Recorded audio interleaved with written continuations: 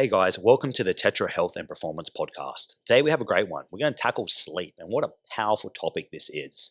When we go through this, we're going to go through this in a bit of a storytelling mode and talk about the history of sleep and kind of how that's evolved and changed into a little bit more facts and the science behind it and what happens through certain stages of sleep, and then into more applications. What can we take away from this information? What can we use right now to improve our quality and quantity? And see how that impacts us as a whole system and can really drive our health and performance to another level. Nice. I think we'll start off with history, and one of the most interesting things about history is from back when all animals, all single-celled organisms, even have had a 24-hour circadian rhythm. And inside that 24-hour circadian rhythm, which is obviously influenced us by our environment, the world, where we have the sun go around the earth. Inside that, we have a sleep phase. And every single animal in the world has a sleep phase, and it's very variable. So it's variable between all different types of species. Like I like to think of it as like you look at your your predators and your prey. Well, your lions, who are predators, they actually have a nice, satisfying 8-9 hours sleep on average. But then your zebras, who are the prey, they actually end up only having like short 30-45 minute breaks, and that's seen all around the animal kingdom. And even to humans, we actually have a very variable sleep cycle as well, which is kind of misunderstood, I think, a lot. Where there's always these information like, oh, everyone should get 8 hours sleep. Well, where does that come from? What decides that we should actually get 8 hours sleep? And there's a lot of evidence to show that it's kind of actually, maybe it's not so much dependent on the quantity of sleep that you get, but actually the quality is probably what, after like the industrial revolution and where humans are now, is what we've actually lost mostly. That circadian rhythm is a really interesting one. We see this more in the animal kingdom, like birds chirping in the morning when the sunlight kind of hits them and wakes them up and they start getting really noisy in the early morning. Or like I think a fun one is like meerkats, like kind of how they take turns and shifts. Like you can sleep for a small nap because they're a prey animal and they're scared of what's going on, and they take turns and shifts to who sleeps and who's on duty to watch for predators. And that would have been more prevalent in our as humans, our hunter gatherer tribes and stuff that have been studied. They actually show to do the exact same thing. So there's some cultures even have a two sleep phases. They go to bed at whatever time, and they actually have a wake up phase in the middle of the night, and they go back to bed. And hunter gatherers, for example, would take turns. One person be awake, one person be asleep, so that they can protect the tribe. How weird well, not weird, but how it's evolved so much and how communal sleep was. It'd be more of like, let's sleep together as a community because we are scared about the outside world. Let's stay huddled and someone stays on shift. To now kind of where we're at with sleep, where it's very insulated in one bedroom, in a very artificial, light-driven, technology-driven bedroom. Yeah, exactly. Lifestyle, genetics, and where you're situated in the world, like Mitch has mentioned, your culture, these all have impacts on people's sleep. And this is why that we can't really expect just to have this one rule fits all with sleep. And I think that's where most people go to. Like, I didn't get my 8 hours, therefore I'm a lesser human being, and so what. But there is a few bits of facts and good information, where the National Sleep Foundation, for example, they recommend 7 to 9 hours per night. And there is also some decent evidence on some really big studies on a big population, which shows that actually above 8.5 and below 4 hours of sleep decreases life expectancy by around 15%. But I would say these weren't athletic populations, and as an athletic population, someone who does train pretty hard, and we'll go into that more later, they actually will probably require more sleep because of the exercise they've done, for the strenuous exercise they've done throughout the day. Kind of just will segue just a little bit back and kind of hopefully explain something that's quite relatable to you and in that circadian rhythm, kind of how that ebbs and flows through your day. And again, as we said earlier, different in different cultures, right? In our culture at the moment where we are in Australia, kind of a common effort, we wake up pretty early. Most people start work at about 9 o'clock. So let's say alarm goes off at say 7. Your circadian rhythm will pick you up and your energy kind of naturally spikes you up a little bit. And you'll feel like, okay, the brain's switching on. I've got a bit of motor about me. And that kind of picks up into the late morning. But then that energy kind of drops and starts to taper around that afternoon, that 2-3 p.m. kind of crash that we generally, a lot of us feel. And then from there, we'll start to pick up again into the late evening, and we're back on. We've got duties and jobs to do. And then again, we'll experience another crash in that late evening. And that's when the body naturally starts dropping body temperature. It starts producing more melatonin, things that are like trying to prep your body into a good sleep phase. But in another culture that might have a bit of a later finish, like maybe like more South American, where dinners are done at like more 10 o'clock and bedtime's a lot later. That's a whole nother bit of a circadian rhythm and a bit of a different journey the body's going to go through. So it's quite malleable, and there's a bit of change depending on where you're at in the world and your genetic makeup as well. So it's not a one size fits all, but it is heavily influenced through these things.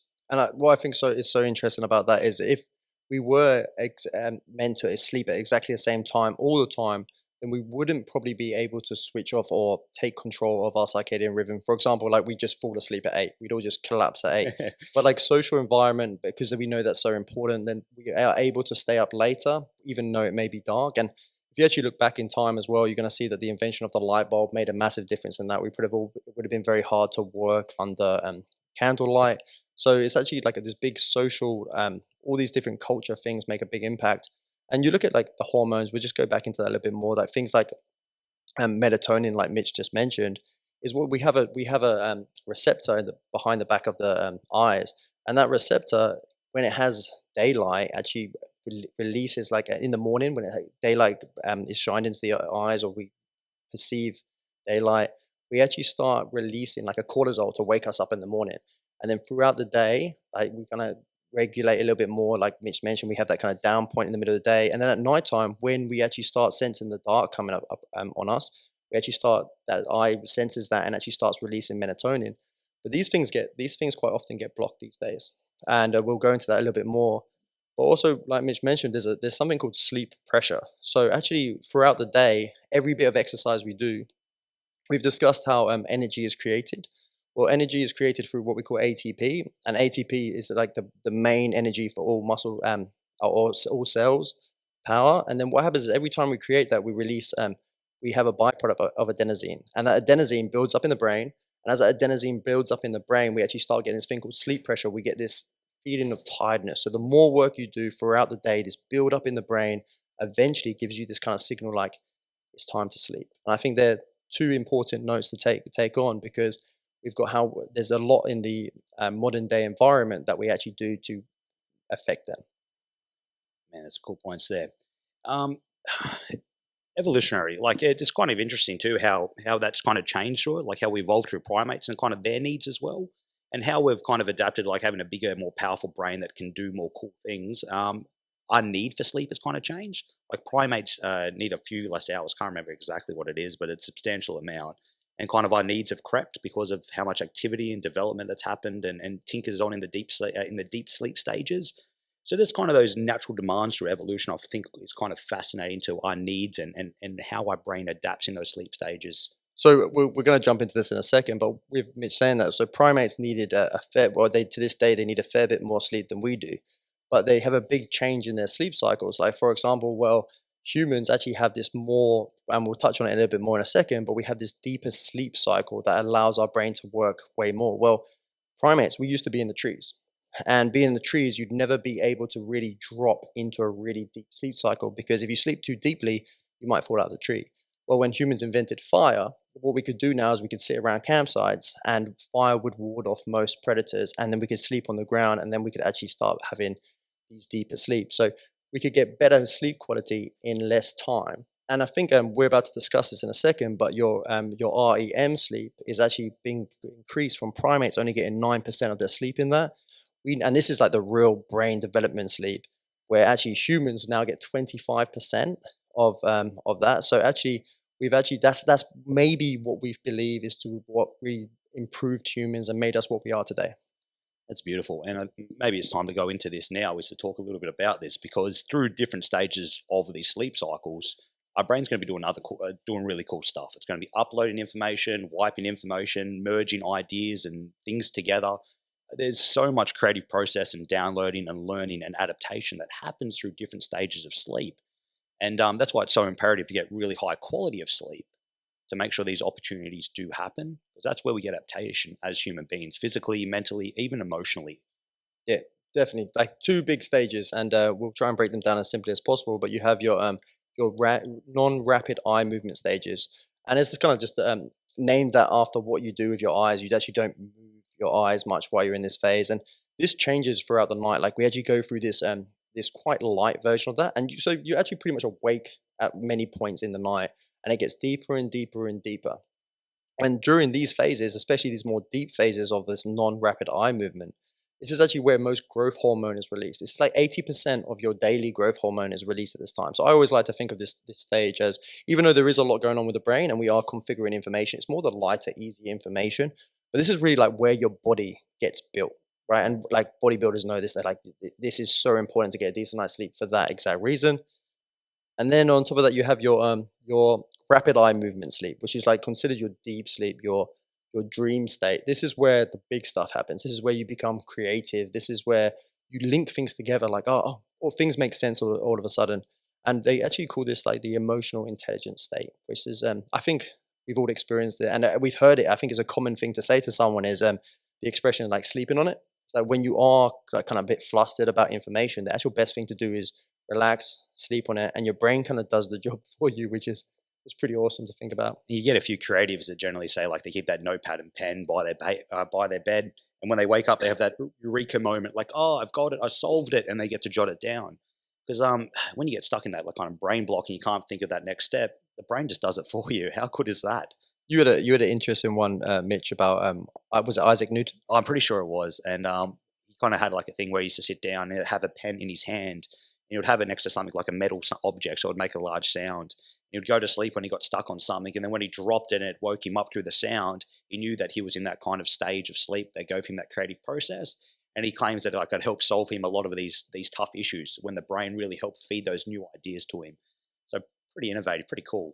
That's pretty amazing. And like with these, now you can look at it like these two different stages. You can look at one that maybe is more designed to improve, like build your body back up, like replenish your body, heal your body, and then one that's maybe a little bit more designed to build your brain back up. From what, like, actually, every time you think, every time you use your brain, that actually becomes a lot of damage and build up of we call them metabolites. So these actually, the body needs a moment to get rid of these metabolites and clean up and heal from a day. And that's really the most important thing about sleep is that is why humans sleep. I think it's a really interesting one too. Like, I think it's a very common culture thing for maybe young individuals studying. If you're trying to learn something and like test days loom in, and you suddenly decide, okay, I'm going to have an all-nighter.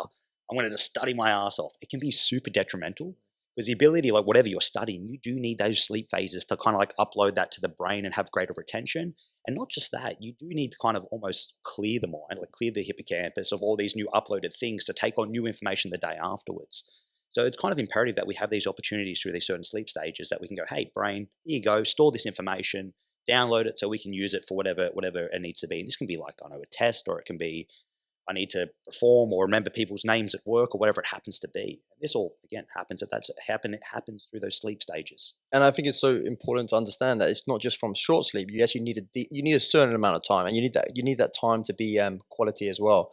Well, actually, we should run for about 4 to 5 sleep cycles a night. And on average, like so, we go through that. We just mentioned that non-rapid eye movement into that rapid eye movement. In on average, like an actual whole cycle of that takes 90 to 110 minutes. So you can think like an hour and a half to an hour and 50 minutes. Well, that's one cycle. And we want to run 4 to 5 of those cycles. So you can think of someone who's running 4 cycles is on the low end going to have 6 hours to 7.5, and on the high end 7.5 hours. And on someone with having 5 cycles is going to need like 7.5 to 9 hours. And most people are very different, and some people will need more time, more cycles than others. And we like and talking about that as well. You talk about that rapid eye movement and that non-rapid eye movement. Well, the rapid eye movement stage becomes greater through the later sleep cycles. So if you want to get that real deep brain regenerative stuff, you need to be getting them 4 to 5 cycles. And you kind of know this too. I'm sure you've all experienced it too when you sleep and maybe get woken up. Sometimes you might be really reactive and you feel pretty quick and you're ready to do whatever. Or you might be more in those lighter stages of that cycle.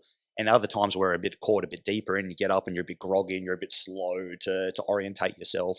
And that's just where you're at in that certain sleep stage and those sleep cycles. Very normal thing to happen, but you can kind of optimize and push into certain stages. Maybe we'll talk about that a bit later. But that's also something to consider. If you need the brain to be repairing more, or you need to have more creative ideas, you can kind of preference the body ideally to kind of optimize those areas. Yeah, and like we mentioned, the National Sleep Foundation recommended 7 to 9 hours per night. Well, you're going to have to get a few of them cycles in per night to kind of hit that recommendation.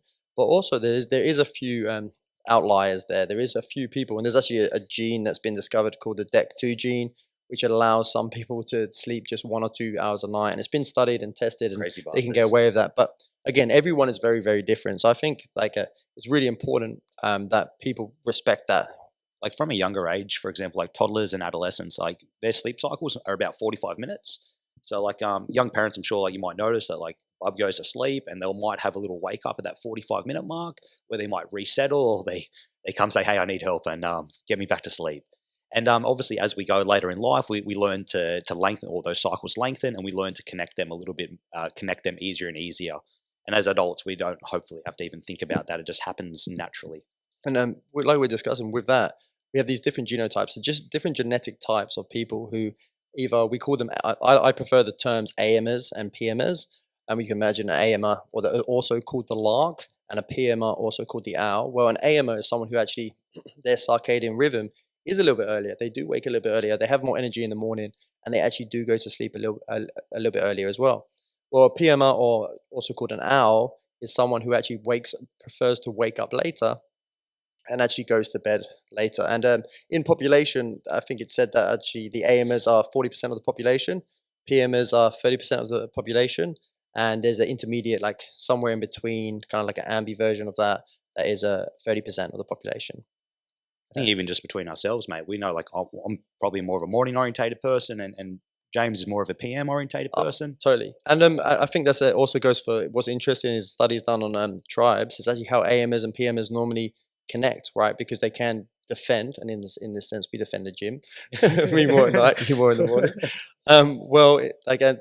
It actually makes sense for one person to keep more of a lookout in the early age stages, the late stages of the night, and one to keep more of a lookout in the early stages of the morning. So it does make sense that relationships, and there's a lot of information on relationships being built like that. Like, so it actually makes sense that people do bond with AMers and peers and make relationships in that way. You need someone to look at the offspring at all times of the day and night. So it makes total sense from an evolutionary point that you would match up with someone of that nature. And really, the truth is society doesn't really. And you look at the percentages, like AM is at 40% and PM is at 30%. Well, society doesn't really favor PMs because they are the minority in this sense.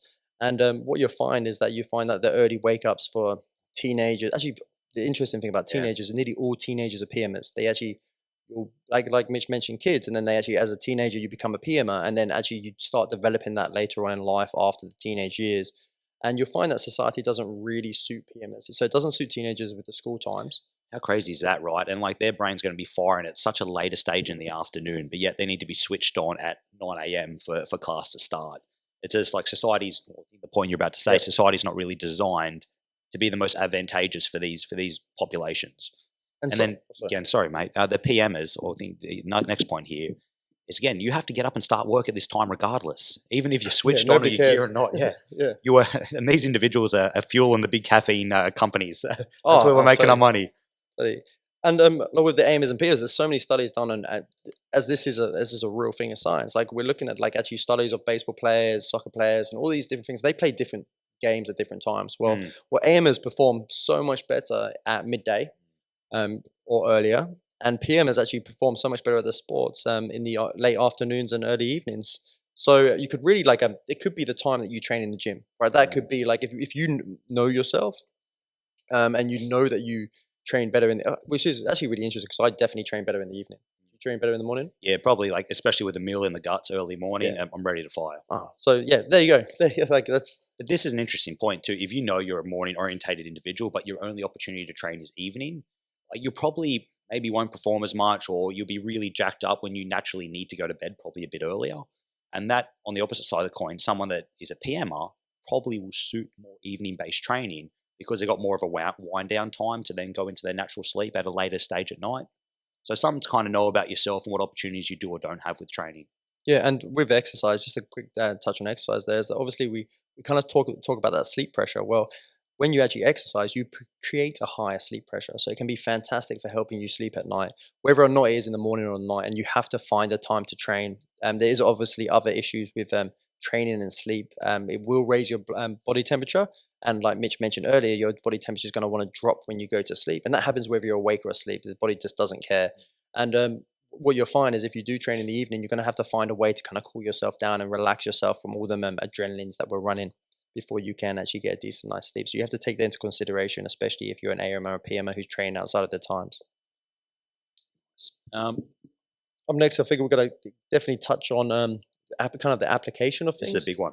Yeah, There's a lot of ways we can take this conversation. yeah, so like just like we just mentioned just then, like I think socially with the AMers and the PMers as well is there's a lot of pressure put on people to have less sleep, and I like this a quote from Margaret Thatcher, which I totally disagree with, but it makes a good point. Well, she says sleep is for wimps. Yep, and we hear that a lot in lots of social influencers of people saying sleep is for the weak, or people like having like a power trip over being up earlier than someone and being more awake than someone in the morning.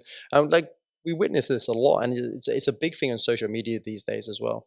It's a big thing in the army. I'll sleep when I'm dead. Yeah. Like this tough mentality. And it's the exact opposite. We know sleep's regenerative and gives us life and vitality. So like it's the exact opposite to what you're claiming. Sleep, mate, the tough attitude of I won't sleep, it will actually make you weak and decay, and it will erode your potential to be strong, powerful, retain new information, learn new information. Yeah, like we just mentioned, that there's two of them sleep stages. You get as much of it as possible, where you are going to get bigger, stronger. You're going to build muscle, and you are going to think and be clever, and probably get that promotion at work, right? Like like this stuff's important. You want to be switched on, and you don't want to be tired during the day.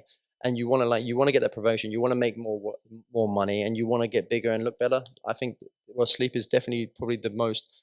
We talk about low hanging fruit, something that's very achievable quite easily. Well, sleep must be the lowest of the hanging fruits of all things. I'll say one of the biggest impactful things you can do, and just have a routine. Go to bed and get up at the same time. And this is hard, like from not just a Monday to Friday, but even a Saturday and Sunday. If you can have a routine structured effort throughout the week, your body adapts and it kind of knows what's coming. That circadian rhythm adapts and knows what it needs to do when it needs to do it. So just first thing I'd say, if you're looking for application or something that you can introduce, start setting yourself like a bedtime and a get up time. Like a lot of us have alarms for the mornings, but not many of us have alarms to tell us to go, hey, it's time to start winding down. I need to start shifting myself away from devices, stimulus, and start chilling my body out. And that's so important because you look at like someone's Monday to Friday. Well, you're forced to go to sleep at a certain time Monday to Friday and wake up at a certain time because of work. Well, the issues arise when you do get that down, but then the Friday night, the Saturday night, and the Sunday can actually destroy that quite a fair bit. And we look at health research, and the people who are most prone to heart attacks actually have them heart attacks most oftenly Monday morning. And that's very common. I think the percentage is extremely high. And that's actually also because the stress on the body is really extreme when you've Friday night and Saturday night and Sunday night, you've had a completely different rhythm, and then your body demands that rhythm to go back. And it actually takes about, you can only get about an hour a day back in your circadian rhythm. So that's not going to be so hard if maybe you went to bed 3 hours later. So it's going to be about 3 days. But like you think of things like jet lag as well and how rubbish you feel when you've flown. Well, if you're 12 hours out, then you're going to take about 12 days. And my family are in England, so I fly to England and back, and I feel rubbish for about 7-8 days, and that's kind of I can equate to that.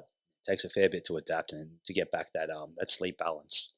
Yeah, and like Mitch mentioned, that sleep hygiene is like having a slow like process to actually get into sleep, like having routine around you, like what time you eat can be quite important. Like the lights going off, and even lights in your apartment can be so important. We find that we know a lot of information now is about like blue lights, like reduces the increases your receptors for light, so it thinks it's daytime. So like start turning off lights, because even light bulbs have a really big effect on dropping your melatonin. I think it's like light bulbs 1 to 2 hours before sleep can actually drop your melatonin by 10%. And then blue light, which is more often come from your phone, laptops, and things like that. Hence the blue light blockers I'm wearing now. Go on the YouTube, mate. You can check out these beautiful glasses James is rocking. Will actually decrease your melatonin by about 23%, which is a quarter of the amount of melatonin you're going to get, which is going to affect how quickly you can get to sleep and the quality of sleep you're going to get. So that routine is really, really, really important. That's amazing. And something like the bedroom too, when you have the bedroom, this wants to be a place for sleep. So what I'm saying here is you probably don't want to have the telly up in the bedroom or have your devices at an easy, accessible effort in the bedroom. So if you prioritize it, it's for sleep, I'm not really eating in this, I'm not really watching telly, I go here and this is my routine. becomes part of the routine and the body becomes quite adaptive. And you're going to have that effort of the melatonin's a little bit higher. I'm having less things that are subtracting away from stimulating me. And if this is routine, well, it just makes it such a high success rate to actually get into those sleep cycles pretty early on. So again, bedroom for sleep, not for stimulus. Yeah, I know we had a whole podcast on habits last week, and you're going to find that you have these kind of voluntary and involuntary habits. And for example, getting into bed voluntarily at 2 hours, like an hour before you're actually going to fall asleep, or half an hour before, having the lights down, is going to be really good for you, like achieving it. But then involuntarily, if you as you build this pattern, your hormones will shift. They'll shift to that, and they'll get used to that. So it'd be like, okay, wind down time. Well, voluntarily, I know in my head I'm going to wind down, but also your hormones are getting ready to that. All the systems in your body are like, okay, this is actually relaxed time. We're used to this. This happens every week. Let's do this at sleep. I'll share with like a bit of like my routine I would use. I know my wife is very light sensitive, so all the lights dim down like probably at that 8 p.m. effort when the kids are in bed. I'll go start prepping up like my nasal strips and mouth tape, brush the teeth. The phone gets kind of put on the do not disturb mode. Bring the book out, turn the devices off, maybe read for like half an hour, 40 minutes. And then from that's like an hour process adding all up. And that's given me heaps of opportunity for my body just to start calming down, nervous system's chilling out, and all those beautiful sleep hormones are starting to do their job, and it's ready for some success. And with that being said, I'm the same kind of thing. Like I find reading, like Mitch mentioned, reading, because I feel like it fatigues my brain to a point where I'm just like I'm so exhausted. And I have found that I have recently started using a Kindle, which I really recommend for the reason that like when I'm reading with a light, then when I'm reading a book, I have to actually turn a light on. So that light again like stops me from being able to fall asleep. But with the Kindle and the no blue light and the kind of paper background, you don't have to have any lights on. You're in complete dark, and as a good thing, I suppose I fall asleep much earlier. As a bad thing, I read much less. But it's been very, very helpful for me. Like so, actually, just having that light bulb off the lamp, the lamp in the corner off, it actually really, really has improved me getting to sleep faster. Another big player, like we said, the body naturally starts to get a bit cooler when it wants to go into that the next circadian rhythm of getting a bit sleepy. So temperature is a big one that we can kind of play with as well. And this can be even like having a hot shower at night. That seems counterintuitive to try and get cold, but that heat dissipates outwards and our core temperature starts to cool down a little bit. So a warmer shower at night can be quite advantageous to try and shift us into a cooler temperature when we jump into the bed. And if you have the ability to make your room a bit cooler, like I don't know, sharing too much, but strip off a few layers of clothes when you go to bed. These can be all like little things to kind of like try and get your core temperature down a little bit, which can really help out that sleep quality. Oh yeah, totally. And then you got the temperature. You also got darkness. With darkness, again, we spoke about not having light bulbs, but actually, like things like blackout blinds can be absolutely incredible for actually helping you get to sleep a little bit earlier. And at the same time, noise. I don't know about most of you guys, but I have the last year and a bit, I've lived with a lot of road work and stuff like that. Well, two things really with noise. It is nice to sleep in a quiet room, but it's not actually the be all and end all. People, we've only actually started sleeping in really, really quiet environments very, very recently. And in our evolution, and actually humans would be around a campfire with birds or bats and all these noises going off really hard at night. So sometimes it's just a good thing to tell yourself, well, actually, this isn't that bad. I can sleep to this. And if you take care of the few of the other things like temperature, which I think is just incredibly important, you can kind of get yourself ready to sleep even with that. And darkness is important in the sense that you don't want any blue light. Right, we would probably sleep by a campfire. There would be light sometimes, but blue light is what really, really stimulates us. Natural light isn't actually that bad. I don't know, just triggered some memories there of like being back in the army. We used to go out bush, so you've been in the middle of bloody nowhere. Having the light removed because you can't have devices. You can't be, just not part of it. So no devices. I used to have the greatest sleeps like out in the bush, like in a communal effort. You'd be sleeping around a bunch of mates in your. Did you have a campfire? No. Give away enemy position. Yeah, of course. So no, like literally no lights. I'm dead then. But I used to shit myself because like you'd be out in the bush and you can hear like the pigs and stuff. So like those noises and stuff you're describing, they'd be all kicking around. And you're like, oh God, just piss off, take someone else. So you just make sure you're the closest in the middle and there's someone out to the side. So the snakes and the wild animals can go get them and you'll be safe in the middle. But you can fall asleep to them noises, correct? Oh, 100%. There used to be some of the most regenerative sleeps because obviously you're tired physically and mentally, but having the lack of stimulus around you and all that sort of stuff was fantastic. But if the noises really do bother you, then you can counteract them with white noise. So you Mm, can download a white noise app and you can play that over the top. mm. And then they can be like sometimes the white noises that imitate like the sound of waves crashing on a beach. They can be really nice, or the sound of jungles and stuff like that. Yeah. And it can be extremely useful because there is certain pitches of tone that can be more predatorial, and we have instinctive to stress us out. So they can be better sometimes to block out these noises. We use it for our kids just for association. So when that white noise pops on, we use it as like, hey, mate, it's sleep time, time to chill out. So it's we've found it very advantageous, like for ourselves and for our little ones. And just on the blue light one more time, it's like I am wearing blue light blockers now just because I thought I'd get them out for this, but they can be extremely useful as well. I would say the best thing to do is you can get apps on your laptops and stuff like that to cut out blue light, but I'd say the best thing to still do is not be staring at a screen, get rid of that stuff as soon as possible, and actually just start relaxing. But if you can't do that and you've got to work, well, I'd recommend the second it goes dark, you put on a pair of blue light blocker shades, try and get the blue light out of your screen as much as possible, and that will make a massive difference. Like you will get more melatonin, you will have a deeper sleep from that, and it will be easier to relax. Outside of light stimuluses, there's other type of stimuluses that we all bloody love, and like say, coffee's a very popular one. So making sure that we kind of like taper our coffee before when we know what bedtime is. So again, if we know what our routine is, routine's so important because then I can work backwards. E.g., having a coffee like a couple of hours outside of sleep probably not going to be the best. You've just jacked your body up. It's going to be harder to down regulate. I think like a standard shot has like a half shelf life of about 6 hours. Yeah, well, that's the cool thing about the interesting thing about coffee shops is like you can have your kind of your instant at home, and then you can go to a coffee shop, and that can vary anywhere from 50 grams to Mm. 250 50 milligrams, go grams, 50 milligrams to 250 milligrams. And that can be just like I went to one coffee shop and it was 100, and then one coffee shop where it was Mm. 250. So some in athlete populations, they're actually made to take the caffeine pills, so they can actually track the amount of caffeine they take, rather than have a coffee that could like pick them up, drop them down, and build a tolerance for it. So it's actually like it's actually very hard to go by how long it's going to take. But you find that coffee normally ingested 40 on approximately 45 minutes to actually get in your blood flow. So Mm. it's really working, and then it can be about 6 hours before it's even half out of your body and actually not as stimulating you so much. And this is interesting for the PMs that like to PMers that like to train at night. Not just coffee, but like pre-workouts generally carry a high effort of caffeine in there and other stimuluses. So if you know like you're training late at night and you need to go to bed at a certain hour, you can kind of work backwards and take it a bit earlier to still get some carryover effect.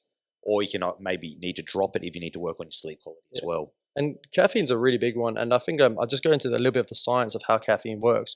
Well, we discussed sleep pressure. And so every activity I do throughout the day, I use that ATP energy, and it gives me a byproduct of leftover adenosine, and that is in the brain. And that, as that builds up in the brain, builds up in the brain, builds up in the brain, and gets heavier and heavier and heavier, I actually start getting really weary. And it's kind of like the brain's way of going, like, you've done this much exercise, it's time to replenish your body.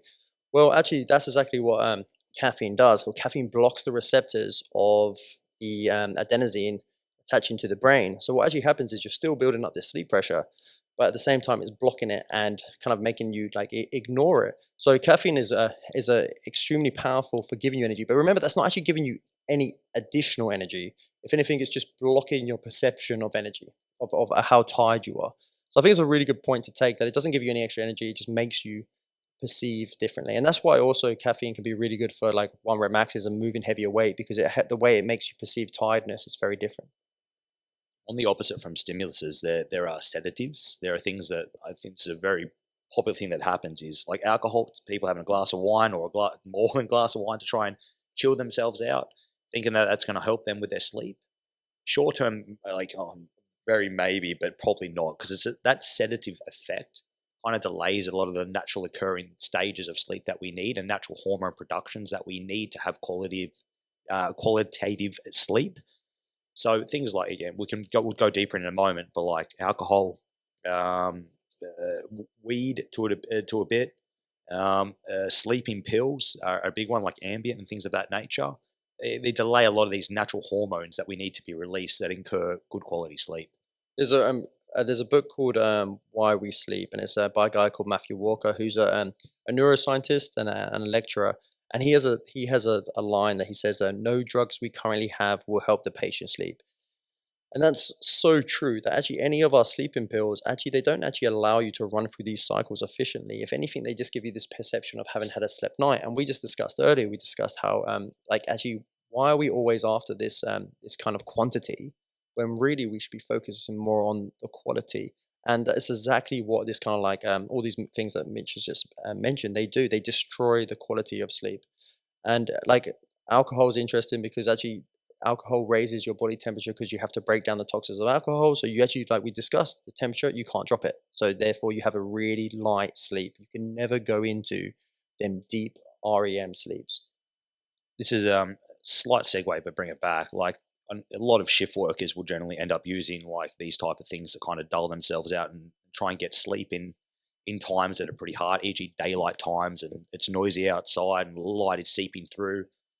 It still can be quite counterproductive. It might seem like the quick fix solution at the time to help you get where you need to go. You might need to find other alternatives to try and get you into a calmer sense so you can kind of get into your sleep stages. Um, on that, something like shift workers is a massive one to talk about. Like this knocks your life expectancy by a massive amount. Those Yeah, that take up shift work. totally. It's considered a carcinogenic, so it's considered something that can cause cancer. So and you just think about the damage you're doing to yourself as well. The hardest thing about it is actually that what you're doing is you're going against your natural circadian rhythm. You're fighting against it every single day. One thing, I had an interesting conversation with someone the other day who works with a lot. Actually, uh, he works with a lot of shift workers, and he was just saying the best thing that he finds is that the shift workers have to stay on night shifts for a while, right? And what happens is sometimes people will say, okay, a week of nights, a week of days. Well, we just discussed how long it takes for your circadian rhythm to fix back to normal. Well, I think pretty best case scenario is you stay a shift worker for a while, get used to it a little bit more, and then but just don't do it for your whole lifetime. I'd say it's unless you must, obviously. But I would say that you want to try and get out of that and work days again and get back into your natural circadian rhythm, hopefully to kind of like restore your body. That's awesome, and I wish this was taken on a system approach. Like some of the most impactful bloody health providers that are out there, like your police force, your Yeah. ambos, and all that. They're all shift workers, and Well, they're like, surgeons as well. It's like they have oh my to. god, It's like they have to work these long hours throughout the night, and they are doing some of the most complex stuff that exists, yeah. right? Oh yeah, and you say ambos, and you say and the police. Well, they have to deal with really emotional responses from people, so you want to be as like clued up as possible, don't you? Do you really want a cop that's like had no sleep and has pulled Or a you over to the surgeon. side? Yeah, surgeon doing heart surgery on a 30-hour bloody shift. Well, interesting enough, and this is research that's really interesting. I get a bit of a side note again, but they say to actually never like if you can, don't have surgery at night, right? You want the surgeon during the day, right? Don't not too early in the morning, not too early, late at night. And it's the same thing as with judges. If you can, I which I love don't know, this it's all one. the way up to Yeah. you. Don't get a judge before lunch because actually, if you look at how many people are convicted or tried harder than normal, that it's actually very high compared to what happens after lunch when they've eaten and they're more relaxed. So, two life lessons from this podcast, if Take you it take away. anything, is don't get surgery at night or early in the morning, and don't have it get a judge before lunch. All right, well, let's segue slightly. So we talked a little bit about like stimulants and not really relaxants, but like sedatives for Yeah. sleep. Maybe we can talk some supplements that actually promote some good sleep and some stuff that maybe we kind of believe in and kind of produce some good quality sleep. Yeah, I think a couple of really good ones is well, this is one that we discussed a few times in the podcast as well. It's magnesium, and magnesium is used in 300 chemical reactions in the plus in the body, and most people are actually magnesium deficient. I think the numbers are ridiculously high. 80% of saying of people are magnesium deficient. Well, actually, magnesium being so useful for energy, um, is so good to actually pick up your energy through the day to help that circadian rhythm in the day. But also, there's certain magnesiums that can really help you go to sleep. So when we're buying magnesiums, it's actually very hard to find these magnesiums on most store shelves, and sometimes you have to order them online.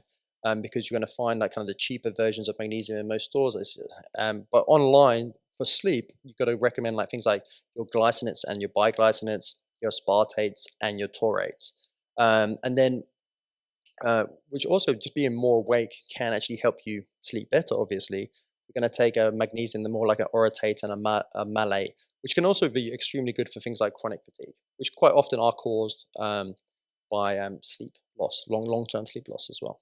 And for you muscle seeking animals that are they're trying to stack on the kilos at all Hmm. hours of the day, casein protein's a really cool one. More of like a slow releaser protein, so it's great for at night while you're doing nothing. That you're still getting a bit of nutrients and good stuff feeding through the body through a couple of hours. So it goes out throughout the night. It slowly is dropping the good stuff.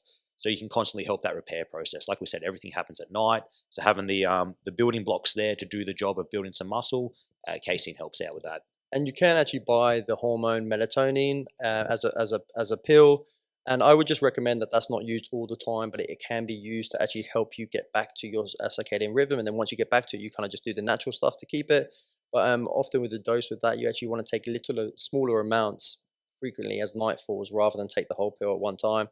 And actual really good natural equivalent, which I much prefer over melatonin, is tart cherry juice. There's tons of research on how much actually drinking tart. Yeah, you have to drink quite a lot, and it's actually quite expensive to do. But it's worth it for a few weeks again to reset that circadian rhythm. And it's got to be tart cherry juice as well. And you just drink a certain amount of that throughout that kind of like as the sun goes down to help you increase your melatonin levels. I think that's pretty much everything we have with some. Oh, actually, one more. Ricey mushrooms. Oh yeah. Ricey mushrooms have been very much studied to help people sleep, and if anything, it can be used during the day and at night to relax you. And there's a lot of information on how it actually allows you to drop your blood pressure, drop your heart rate, and actually relax you. And it can be perfect for getting a better night's sleep.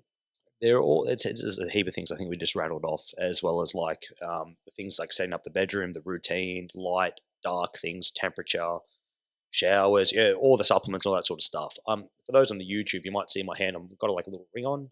It's got an Yeah. Oura ring. So like one of the best things for all this stuff is to track and kind of see what works for you. So having some sort of trackable device, like Apple Watch has like a bunch of good quantitative data. Oura ring, Whoop bands, like there's a heap of new emerging technologies out there that help quantify what's happening at sleep. A lot of the cooler ones will actually tell you what phase of sleep you're in. They can kind of read through heart rate and heart rate variability and all that sort of stuff, what you're actually getting with your light sleep, to your deep sleep, to your REM and all that sort of stuff. So you can start introducing a few of these suggested sleep habits that we've kind of talked about. You can see what takes effect with you. So if you're looking to track, you'd chuck on one of these devices and have a period of just testing whatever you normally do and to establish a base average. But then slowly start introducing some of these new stuff that maybe you haven't played with before. And if you consider yourself like a bit of a scientific experiment with this, it's very important that you actually only change, like you said, Mitch just said, you get this base average. Like you want to know where you're at first. So the first thing you do, you get one of these devices and you just see where you're at, because you might be doing a lot of things right already. And then you implement one of these things at a time, and that just controls the variables, so you can actually see what works for you. And then some of these things will work and some of them won't. But then you can just eventually just choose the ones you work. You're saving a lot of money, you're saving a lot of time, and you're actually going to get the benefits that you kind of want to get from this. So it's really interesting what I discuss in that the supplements that work to like you want to take, and then the supplements you want to be a little bit more like cautious of over time as well. And tracking has been a game changer for myself. Like I tracked for a long time, and then actually, and these trackings, the software now we talk about body temperature a few times over the last weeks with female cycles and with like temperature and sleep cycles. Well, they actually now nearly all of them track your sleep cycle, your body temperature, so you can get so much information from that. Heaps. So you can talk like immune system responses. Like for example, like Aura, the Aura Ring and Whoop, where they had COVID data talking about respiration cycles and that sort of stuff, and being predictive measures if you're more likely to get COVID. Like temperature dropping is a good indicator that the immune system's starting to get compromised, and you might need to start looking after yourself and using a bit more self care strategies. Well, first up, like we don't really know how much time we should be sleeping. There's a lot of when we look at the studies done on hunter gatherers and the Amish, well, they get 5 to 6 hours of sleep with their very natural lifestyles these days.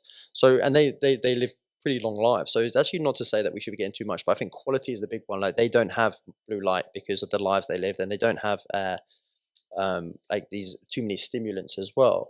But we definitely got to look at like things like why do you want to get more sleep as well? Like insufficient sleep, so has been declared by the WHO as an epidemic and is strongly associated with an increase of we got diabetes, cardiovascular disease, cancer, dementias, depression, anxiety, and mortality.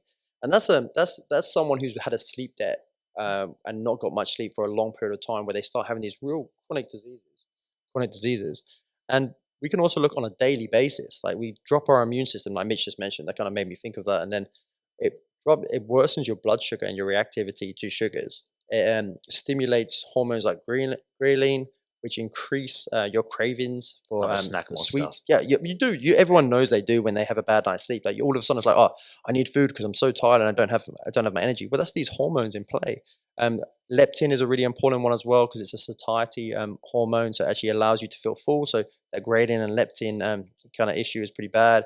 And then it impacts your cognitive problem solving. And a big one for me, I notice it straight away, is my short term memory is lost. I'm like, I can't remember where I put my keys. I can't remember anything. And it also makes you react much more emotionally rather than logically, which can really damage your social environment as well. So I think when we're talking about these things, that these are really good points to take ahead. Why do I want to make my sleep better? Well, these are big reasons for why you want to make your sleep better. It's that one of probably the easiest low hanging fruits that Yeah. impacts multi factors, like relationships. You just talked about emotional stuff there, James. Your diet relationship and what your goals are with the diet sense. Your physical output, how much energy do you have that day? I think honestly, most of the individuals that come in the gym, one of the first things they say for goals is, I want to have more energy. And to have a discussion with them about sleep and the importance of that and getting some movement in and habitual sleep and training habits, one of the first things that will happen is just working on better sleep quality will impact all of that and improve that daily energy intake. And Yeah. the cool thing about talking about quantity and quality and talking about these kind of trackables is you can really, these trackables can really help you now. And the Aura ring that Mitch has, well, actually, this is so many studies back it up for its actually really amazing ability to track sleep cycles. And you can actually use that to be like, okay, well, I can only get 4 or 5 hours sleep. Well, I don't think most people should stress about that too much. Because if it is quality, then you're going to feel pretty good and you're going to still get them cycles and you're still going to get enough out of that sleep. I think too often people are like, I must get 8 hours sleep. Well, it depends for the person and the lifestyle. Like for example, we open the gym up at a certain time, and I've got to like put kids to bed. Got to still have your downtime, your wind down time. There's only X amount of time to sleep. Yeah. You mate, can't increase my sleep hours. I'm sure like a lot of you guys have the same thing. But what we can do is up regulate the quality of it. And that's what the whole conversation here has been about, giving you tools and giving you reasons why you need to use these tools to up regulate that sleep quality. So that's what the whole game is. And there is also other passive recovery strategies as well. So, say for example, you do miss out on sleep. Well, there's a few things you can take into consideration. Well, sleep being in the hierarchy of passive recovery strategies, sleep being the highest. Well, what actually you can do throughout the day is you can actually make sure you are more relaxed when you have missed out on sleep. You can control your stress management, which is so important when you haven't got much sleep.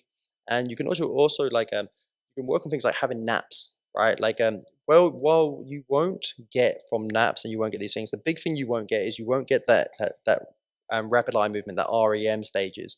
You will still get the body to relax. And there's a lot of evidence now to show that just a 20 to 30-minute nap can actually change all them short-term things I just told you. So it can actually bring your sugar levels back. It can actually reduce your cortisol and your stress hormones. So there's a lot of evidence to show that it's actually worth getting a nap in if you did lose out on some sleep. And a quick tip with getting naps in is your AMers will actually do better from having a nap between 12 and 1:30, and your PMers, so the AMers, remember, is your larks, and your PMers will do better from getting a nap between 1:30 and 2:30, and like that 20-30 minute block in between them. Again, you won't have enough time to get into a deep sleep, but you will get enough time to kind of set things back in right. And actually, that 20-30 minutes can be amazing for actually bringing everything nearly back to normal. I think we touched on lightly there about athletic populations needing higher sleep numbers too, Yeah. and kind of the reduction of injuries and greater performance outputs for those guys. But also to or general population, just normal individuals, you and I, and probably most people listening. There's also a massive reduction of injury, getting a baseline of hours as well. So this is one of the best things for age of performance, injury prevention. Not the greatest word to use, but for reducing that is getting some good old sleep. Yep. 8 hours, less than 8 hours sleep has shown a 1.7 times more likely to suffer an injury than those who actually get 8 hours sleep and above. And as well as that is, I think this is a really big one, is lack of sleep decreases your pain tolerance. So that's also a really big one. I think we've all can attest to this. Is when you've been in the gym and you're tired, everything feels like more work. Yeah. So that's pretty much what that is. It's like it's going to be harder to get the reps. It's going to be harder to move a heavier weight because you're tired. Because it's actually your perception is higher of pain. You're like, oh, this is actually, and that's 10%. That's a big deal. That's if you're deadlifting 100, that's 90. That's 10 kilos off your dead. Yeah, we've all had those days, right? Where you come in from a poor sleep and you come into the gym and you feel like a little kitten and everything's hard and everything's heavy and everything's emotional, right? We Yeah. already said that earlier. You get upregulated with your emotional responses when you're buggered. And as well as that, your reaction time. So if it is a sport, is a reaction sport, then your reaction drops like really quickly. I think something like 8 to 9 hours, and all of a sudden you drop your reactions by about 20% when you have for every hour up to 6 hours, which is up to 7 hours, which is pretty incredible. So it makes a really big difference. If you're an athlete, I'd pay tons of attention to my sleep. Top sports teams know this too, and one of the biggest things Oh yeah, they'll force to track is you need to report on your sleep, or you need to show evidence of what's happened with your sleep, because they know these things with performance, reaction, power output, the ability to recover, or is all stemmed from your baseline of sleep. yeah. There's a good book called Sleep. I can't remember the actual the writer of this book, but he actually was the first person to implement it in teams like Man United in England, and then all around the world afterwards, because he got so many improvements from athletes by implementing sleep routines and sleep hygiene, like all the things that we've just spoken about already. So you can sleep like an athlete. Um, Diet and related to how you sleep too. This is related to when you go to bedtime and that sort of stuff. But there's kind of two tactics you can make with this. Um, I'll go the unpopular one first. Is if you really do struggle to sleep and you find it hard to segue yourself into that first initial stage, you can use kind of food to help make you like a little bit buggered. So you can kind of smash a bit carbs and go carb heavy to help you get you sleeping and have that dozy response. So that is one tactic to kind of take with nutrition if you do struggle to get in that first initial stage. I love that, and I think it's super counterintuitive, but it actually works wonders for myself. We all know that kind of feeling of, I think of it like a Christmas dinner when you eat in the middle of the day and you eat so much that you're actually exhausted. Well, actually, like if you are someone who doesn't sleep very well, you can have them extra carbohydrates at nighttime to push you into a deeper sleep, and it can be a fantastic resource. It's a really smart tool for that as well. And the other sense would be like you would taper your food if you don't have an issue with that. You could taper your food and have that like lighter meal leading up into sleep, so you don't have to digest and process so much, and the body can prioritize into other things.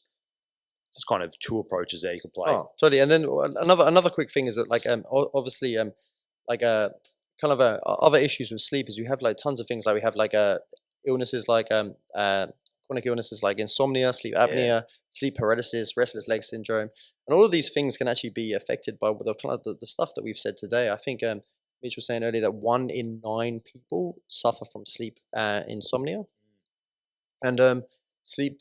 Pretty sure sleep insomnia is determined as someone who takes longer than 30 minutes to be to sleep at night and continuously suffers from short amounts of sleep with very frequent wake ups. So it's something and also as well with other things we discussed a lot. One thing we haven't mentioned, one of these really like useful tools is nasal strips. When we've said it a few times, like uh-huh.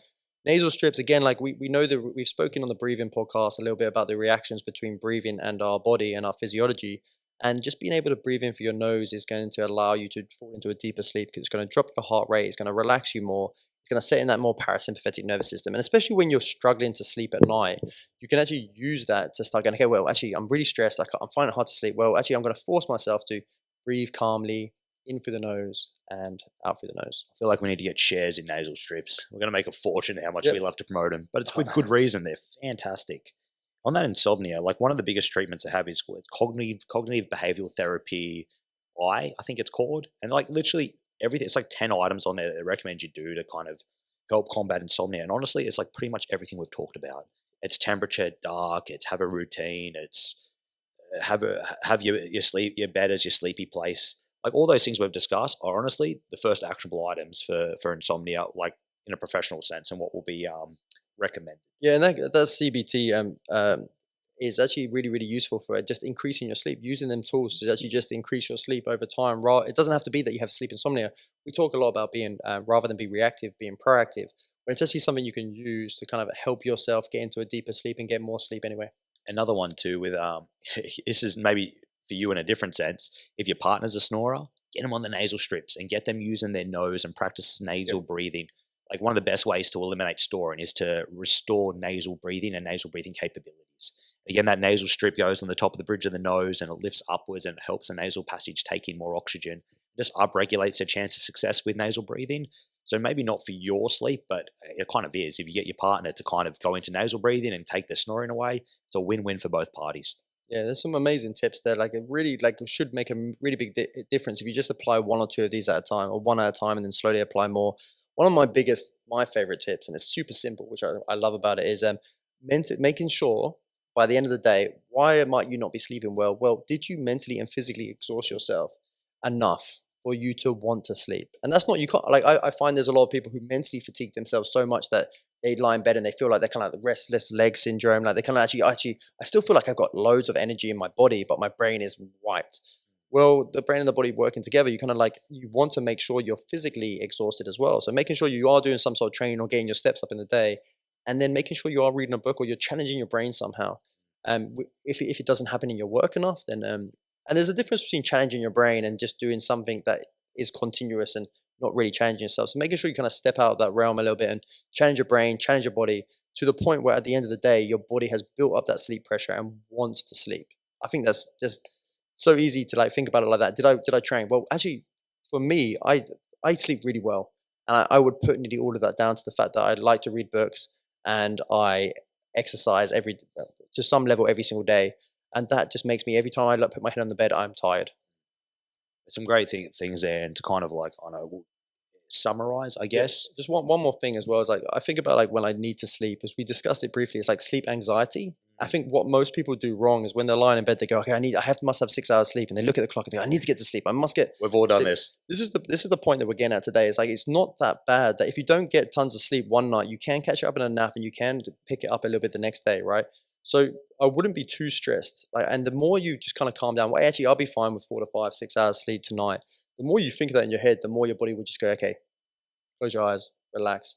Well, I've done it. We've all done it, right? We've all Yeah. looked at the clock and been like, oh God, I've got 5. Yeah, if you do the maths, you do the quick maths, 4 and you a see half. when the alarm. Yep. 4. Shit.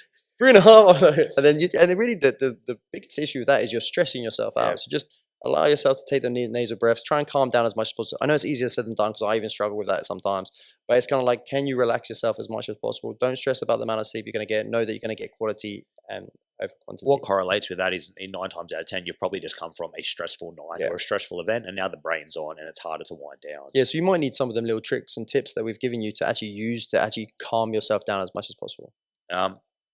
Awesome. I love it. Again, reiterate that. You want to be tired physically and mentally every single day. And that's hard. That all comes from routine, right? Not just a sleep routine, but routine in life and what your habits and what your processes are. So having a routine, massive. And having a sleep routine. The bed for sleeping.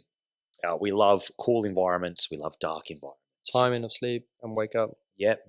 Having a good window of sleep opportunity, and then just capitalizing on the quality that we can get within that window. Limiting stimulants. Yep, and not using sedatives to try and optimize sleep quality, because it actually detracts from the quality, and it long term that compounds massively.